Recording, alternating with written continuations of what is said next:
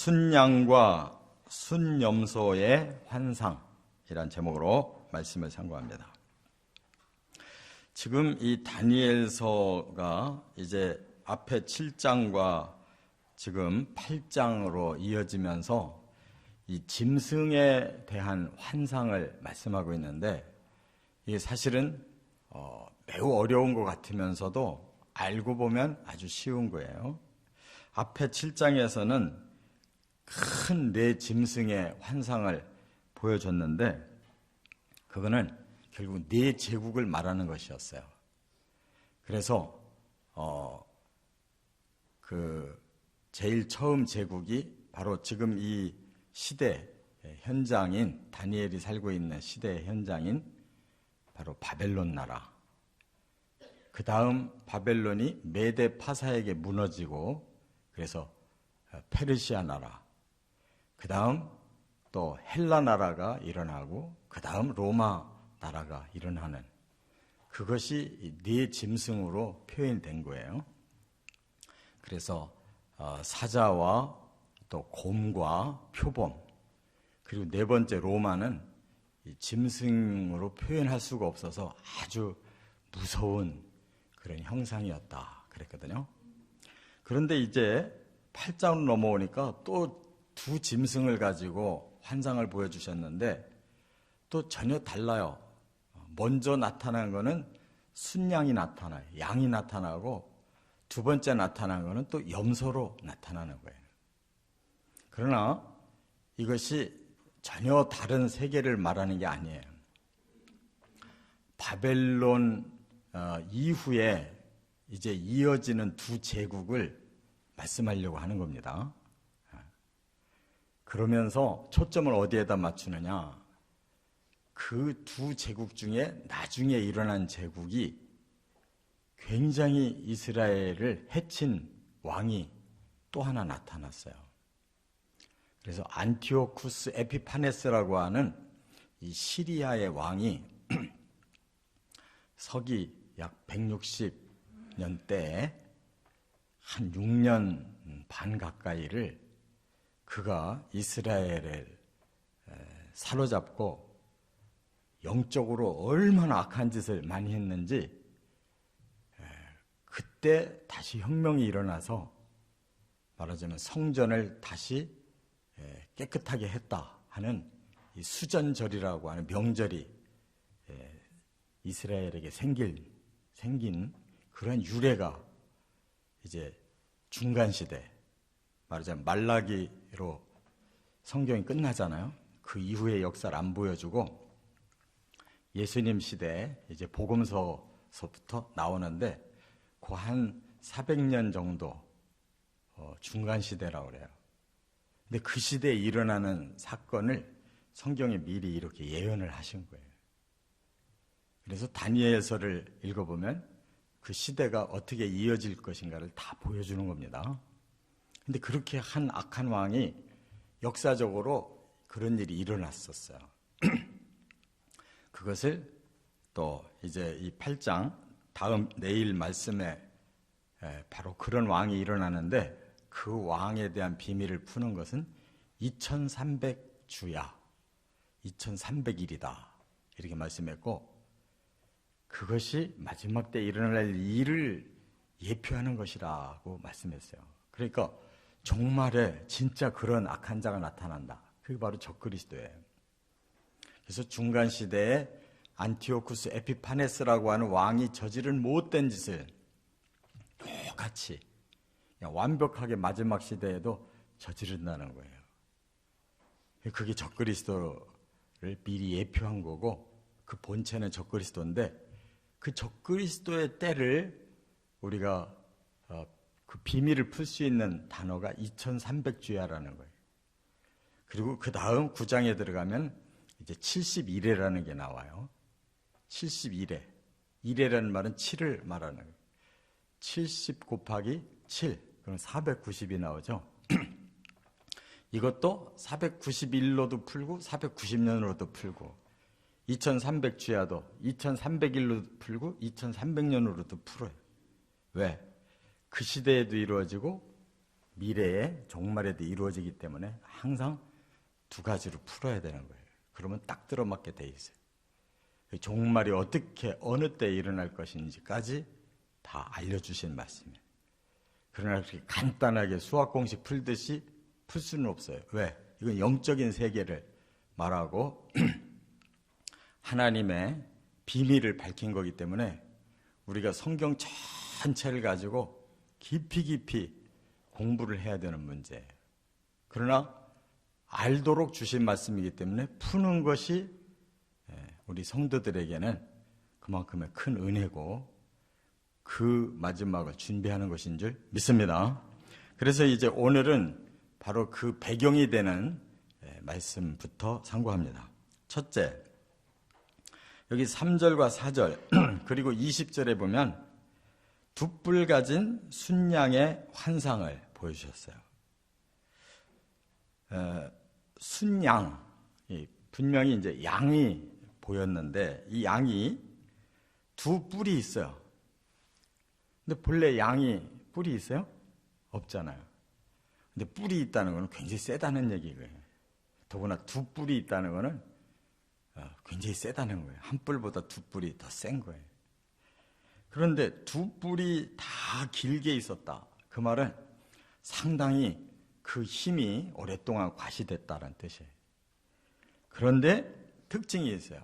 한쪽 뿔이 다른 쪽 뿔보다도 더 길고 더 나중에 나왔대요. 뿔이 한꺼번에 똑같이 나온 게 아니에요. 한 뿔이 먼저 났는데 또 다른 뿔이 나더니 그게 더 커졌다는 거예요. 이것이 뭘 의미하느냐? 바로 그 제국을 그대로 의미하는 거예요. 근데 이것은 서쪽, 북쪽, 남쪽을 향하여 들이받더라. 당할 자가 없더라. 그랬어요. 근데 20절 가보세요. 이거를 풀었어요. 20절 다 같이. 네가 본 바 두 뿔 가진 순양은 곧 메대와 바사 왕들이요. 그러면 이 메대와 바사는 어느 때냐면 바벨론 제국을 무너뜨린 나라가 메대 왕국과 바사라는 왕국이 연합한 거예요. 그러니까 그 시대에 이 메대라는 나라가 바벨론 바로 위에 있고 메대라는 나라의 옆에 바사가 있어요. 바사가 페르시아를 말하는데 지금의 이란 지역이에요. 이란 지역. 그리고 메대는 지금의 이라크 윗지방을 말해요. 이 세 나라가 서로 붙었다 떨어졌다 연합했다가 원수됐다 이런 거예요. 처음에는 바벨론과 이 메대는 연합을 한 상태에 있었어요. 그런데 이 바사의 고레스라고 하는 왕이 이 메대 왕의 손자예요. 그러다 보니까 결국은 그 힘이 나중에 합해져요. 합해져가지고 바벨론을 무너뜨리게 됩니다. 그래서 지금 순양으로 표현된 그 나라는 메대가 먼저 일어났는데 나중에 일어난 바사가 더 강해져가지고 한 나라가 돼버리는 거예요. 그래서 바벨론을 멸망시킨 후에 서쪽으로 북쪽으로 남쪽으로 막 계속 뻗어나가가지고 페르시아 제국이 얼마나 컸는지 몰라요. 바벨론 제국은 아무것도 아니에요.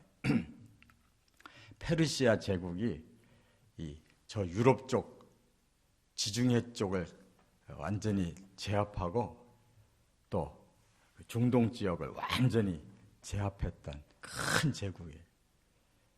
지금도 페르시아 시대의 그런 그 이야기들이 많이 나오고 있잖아요. 그와 같이 세계가 그렇게 많이 퍼질 것이다 그랬어요. 두 번째, 5절부터 7절 그리고 21절에 보면 한 순염소의 환상을 보여주셨어요. 이번에는 순염소가 나왔어요. 순염소가 나왔는데 서쪽에서부터 나왔대요. 그러면 지금 이 중동 지역 이라크라든지 이란이라든지 이런 지역에서 지금 제국이 일어나고 있는데 그쪽이 아니라 서쪽이래요. 거기보다 더 서쪽. 그럼 어디겠어요? 바로 그리스 지역, 마게도냐 북부가 그리스의 북부가 마게도냐라고 그래요. 사도 바울도 거기 빌립보, 테살로니가, 베레아 지역 전도했잖아요. 거기가 마게도냐. 거기에서부터 이게 지금 부흥하고 있는 제국들보다 서쪽에 있잖아요. 그 제국에서 한 나라가 일어선다는 거예요. 온 지면에 두루 다니는데 땅이 닿지 않을 정도로 빨리 다녔대요. 그러니까 막 갑작스럽게 제국을 이룬 거예요. 그리고 그 두 눈 사이에 현저한 뿔이 하나 있더라는 거예요. 이 염소가 이 눈 사이에 뿔이 아주 길게 하나가 있는 거예요. 큰 뿔이. 그리고 그 염소가 누구에게 달라들었냐? 두 뿔 가진 순양에게 달라들었어요. 그러니까 페르시아에게 달라들은 후에 일어난 제국. 그건 당연히 헬라 제국을 말하는 거예요. 마게도냐에서 헬라 제국이 일어나고 그 현저하게 하나가 달려있는 뿔이라고 하는 것은 바로 알렉산더 대왕을 말하는 거예요. BC 300년 때 알렉산더 대왕. 그가 순양을 쳐서 두 뿔을 꺾고 엎드러뜨리고 짓밟았다. 이 헬라 제국이에요. 헬라 제국은 더 넓어가지고 이 이란을 건너뛰어가지고 인도까지 나갔어요. 인도까지. 그러니까 유럽에서부터 인도까지를 다 차지한 나라가 헬라예요. 헬라 제국. 그 큰 뿔은 자 21절 보세요. 다 같이 읽겠습니다. 털이 많은 순염소는 곧 헬라 왕이요. 그의 두 눈 사이에 있는 큰 뿔은 곧 그 첫째 왕이요. 헬라를 일으킨 첫째 왕 이름이 뭐예요? 알렉산더란 말이에요. 이렇게 명확하게 밝혀놨어요. 그런데 이제 여기서 끝나는 문제가 아니고 이거는 바로 배경이 되는 거고 이후에 이제 이 헬라 제국에서 네 나라로 갈라지더니 그 중에 한 나라에서 한 뿔이 나왔어요. 그게 제가 서두에 말씀드린 적그리스도의 예표가 되었던 그런 안티오쿠스 에피파네스라는 왕이라는 말이에요. 그 사람을 소개하기 위해서 지금 이 순양과 순염소로 그 제국의 변화를 먼저 보여주는 거예요. 그리고 BC 160년 때 이제 성경에서 말씀하려고 하는 그 악한 왕을 그 배경에서 나왔다라는 걸 보여주는 거예요. 이게 중간 시대입니다. 그래서 저나 여러분이나 이것이 지나간 과거이기 때문에 우리는 역사와 성경을 이렇게 비교해 보면 나중에 딱 들어맞잖아요. 그렇기 때문에 성경은 완전히 100% 사실의 책이에요. 역사보다도 더 정확해요. 역사는 많은 자료를 지금 모아놨는데도 성경이 말하는 내용이 없는 것이 있어요.